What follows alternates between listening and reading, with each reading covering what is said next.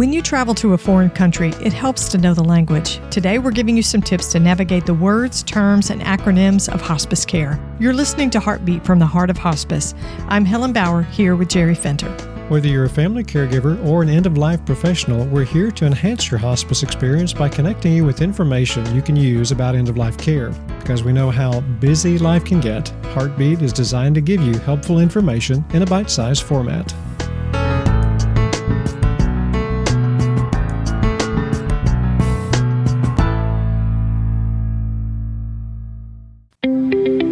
Today's episode is sponsored by Hospice of Southern Maine and the Thresholds Conference 2022. This year's Thresholds Conference features Elizabeth Gilbert, best-selling author of Eat, Pray, Love, and Grammy-nominated singer-songwriter Michelle Zauner, author of Crying in H-Mart. The Thresholds Conference will be a virtual event on Tuesday, May the 10th from 1 o'clock to 3:30 Eastern Time. The cost is only $35, and you can register at hospiceofsouthernmaine.org. Okay, I'm bilingual. You are? I am. I speak healthcare and English. This is true, because I'll have to tell you, when I first started working in healthcare, I was confused because they were throwing out all these acronyms and I had no clue what they were talking about. AICD, CPR. Yeah, well, I knew CPR, I knew ER, things like that, but then they were talking about RHC and GIP, and I'm like, you guys are talking a foreign language. We are. Yeah, and we are very snooty. We like that about ourselves. That's right. Now I've learned the language myself, and so I often will throw out some of these acronyms because I know them now. But we're joking about something that causes a lot of problems for people. Right. It's confusing. For people who do not understand the medical jargon, it's really difficult and confusing. Well, and the people who are going to find it challenging and confusing are the people who need to access the care. They don't come to us at the best of their times. Their strongest, best times of their lives, they come to us in their most frail states when they're injured and ill and scared and confused. Right. And unlike me, when I didn't know the language, I wanted to learn the language. I wanted to know what all these terms meant. Most of these families and patients, they really aren't in this to learn the language, and they're finding it very difficult. Healthcare professionals use the acronyms and the language because it's shorthand. Right. It's a way of doing things quicker, more efficiently. But for people who don't understand it, it's just confusing. We even have lists of approved abbreviations. Yes, we do. These are the approved abbreviations. Everybody knows what they are. Everybody uses the same ones, and we all know what they mean. I mean, I can't even write a letter, a full sentence, without abbreviating something. Even in a text, I can't write the word please, PLS. Right. I always do that. Exactly. But it doesn't make things better. And I think that using these terms that are just another added layer of difficulty for patients and families, it only adds to their anxiety, the confusion in navigating the system, the stress that they feel, and the anticipatory grief that they are dealing with when it's related to an illness, especially a terminal or a serious illness. All right, so let's help our hospice professionals to understand. If the patient and caregiver don't understand the words that you're using, then unwanted outcomes can occur, such as unnecessary trips to the ER, to the emergency room. Oh, yeah, exactly. ER, trips that don't need to happen, that the patient doesn't really want, that are not helpful. And expensive, by the way. Right. Medication mistakes. Okay, so one of the things that I often heard at the beginning was that a nurse would say, talking to the doctor and say, well, the medicine that's prescribed is going to be a medicine that's a PRQ or whatever you... PRN. PRN, yes, I know that one. But it's... Q12. Q12 or Q4 or something like that. Right. And obviously, a caregiver is not going to understand that language. Right. And medication mistakes can occur when that happens. Absolutely. So how about use of 911? It's not that a patient and a family can't use 911, but the reason hospice care is utilized is to avoid emergent care. So we don't want our patients feeling like they have to use 911. If you leave a family feeling confused or uncertain or highly anxious about something that you've taught them and you're using terms that they don't get, they're going to use 911. That they understand. Immediate response, and I can tell you what my problem is, and somebody's going to come right to me. I don't have to figure anything out. Right. So let's say a nurse tells a family, okay, you need to give this medicine sublingual, but they don't explain what sublingual means. Right. That's going to cause some problems. All right. So if they use 911, many times they get unwanted care and futile procedures. So explain what the word futile means when it comes to healthcare. Well, for hospice care, it means they're getting treatments that they don't really need, and it's not going to be helpful. Right. It's not going to improve anything. Oh, exactly. Expensive care transitions. And this is what happens when a patient goes from a home setting, they transition from a home setting into a institutional setting like a hospital or even to a GIP. And those transitions are expensive, and it wastes the patient's time, and it really even erodes the condition and quality of life that they're after. Right. Our patients have a limited amount of energy, and let's face it, a limited amount of time. Is that how they want to spend their time? Is that how they want to expend their energy? Is on seeking treatment that it isn't going to work and they didn't want in the first place? Right. And it's expensive. And the other thing we know about care transitions, this movement between home to hospital, hospital to facility, hospital to home, things like that. What do we know about those transitions? Most medical errors, most medical mistakes are made during those transitions. Exactly. So if we can avoid that, we should. Absolutely. And one of the last things that happens is the patient and the family are dissatisfied. Dissatisfaction occurs if they are not given proper explanation and communicated clearly. Right. So if you really think about it, like you're going on a trip to another country, you don't speak the language. But when you get there, you can't communicate with anybody. There's nothing written down that you can read and understand, and you don't know how to get to the sites that are there to see. You're going to be really dissatisfied with your trip. That was a lousy trip. I couldn't find anything. I never ordered food that I wanted because I never could read the menu, and there wasn't anybody there to translate for me, right? So your families and your patients are going to be dissatisfied. So we need to think of ourselves as the translators. We're the tour guides. There you go. The navigators. Yeah, the navigators who are translating for the families. We're helping them to understand. And we need to see our role in that way as hospice professionals, that we're there to help translate and explain. One of our favorite people is Barbara Carnes, and her saying is, knowledge reduces fear. Right. And so if we want to help reduce the fear and the anxiety that a patient is feeling or that a family is feeling, a caregiver is feeling, then we need to make sure that they are properly educated and that we communicate clearly with them. So I would take it a step further than that. When you reduce a patient and a caregiver's anxiety, isn't that symptom management? No, absolutely. So Absolutely. I've never thought about it that way, but if anxiety is a symptom, isn't it symptom management to use words and language and education and writing materials and resources that a family can use to reduce their anxiety and make them feel secure? Right. And doesn't that improve quality of life as well? Absolutely. Yes, it does. We're excited to share a great opportunity with you.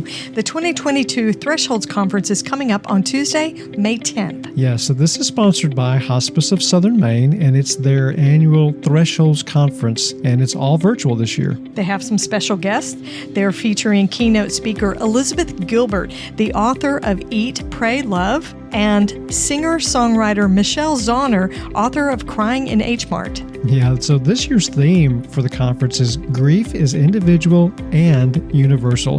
Really, at a time when grief is affecting all of us, it's important to know that while grief is universal, everyone grieves in their own unique and individual way. Tickets are only $35. You can get yours at hospiceofsouthernmaine.org. So secure your spot for Tuesday, May the 10th from 1 p.m. to 3:30 p.m. Eastern Time so you don't miss this fantastic opportunity.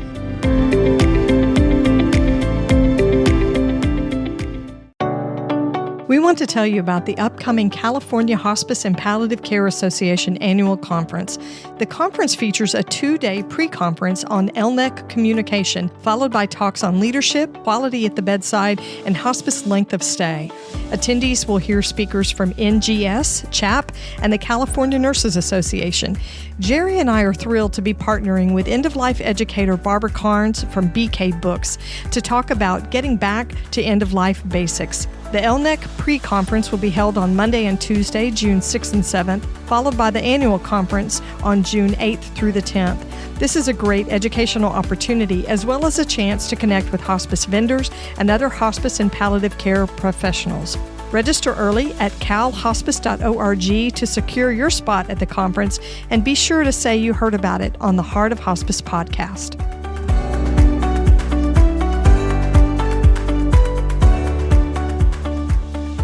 Okay, so let's talk about some of the common hospice terms that you might hear. And this list doesn't even come close to the thousands and thousands of medical terms that there are out there. That's right. Okay, so we're just going to stick with the hospice terms, right? Just hospice terms, and we're just going to... Because I know a bunch. Yeah, this is by no means comprehensive. No. Okay, so first one is... RHC. Which stands for routine home care. So what that is hospice care that's provided at the patient's home, wherever they call home. Could be a facility, could be a private home, could be a care home, so anywhere the patient lives. Okay, the next one would be GIP, General Inpatient Care. That's hospice care that's provided at a facility with 24-hour nursing provided during a symptom crisis that can't be managed at home. And it's only for short-term stay, but it's GIP. You may hear that term.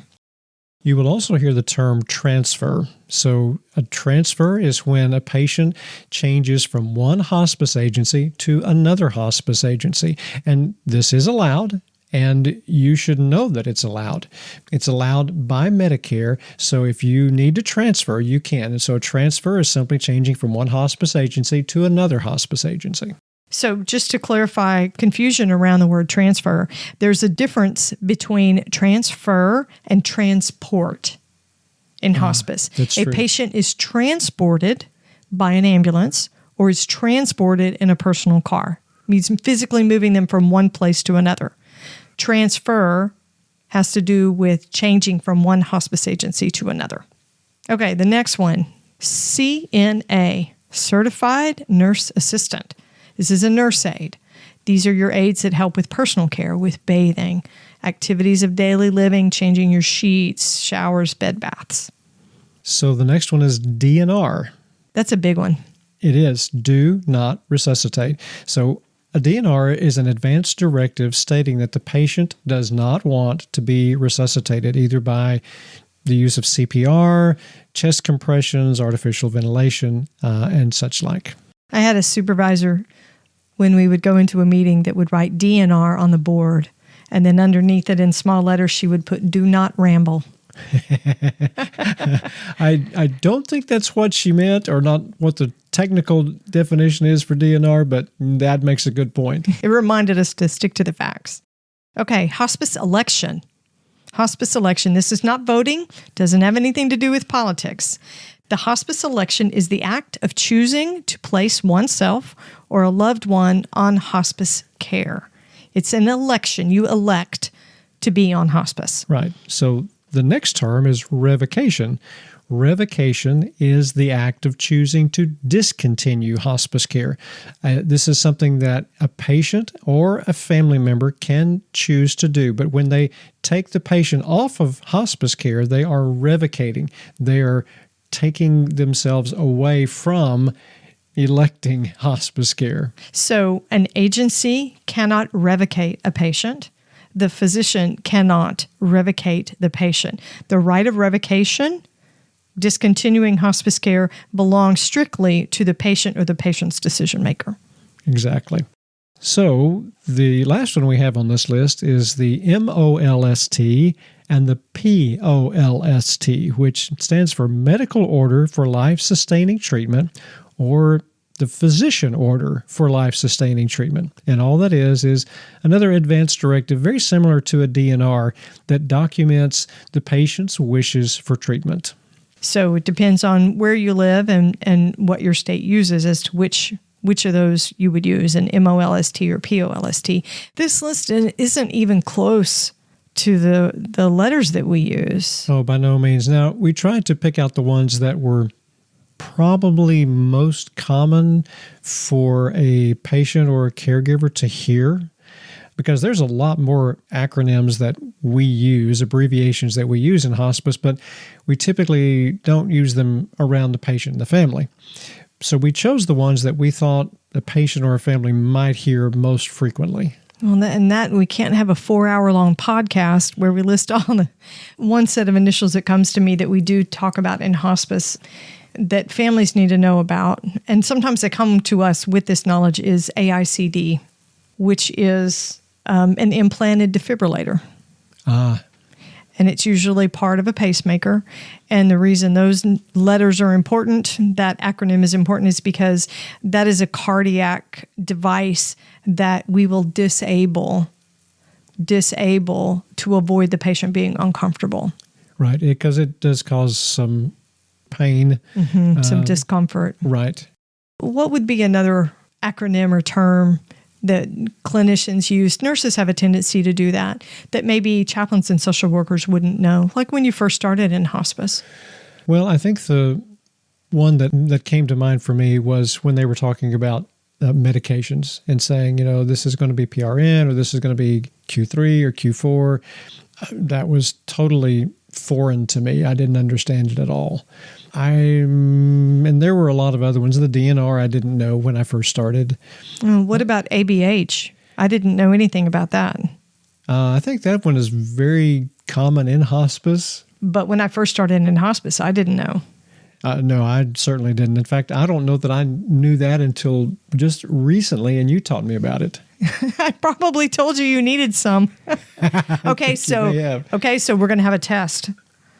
This is like a pop quiz. What is ABH, and what does it stand for?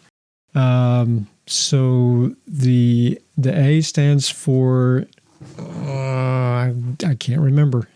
The H stands for Haldol. Okay, that's not bad. B is for what? I don't know. A is for Ativan, B is for Benadryl, H is for Haldol, and sometimes there's a belly med, Reglan, that's put with it.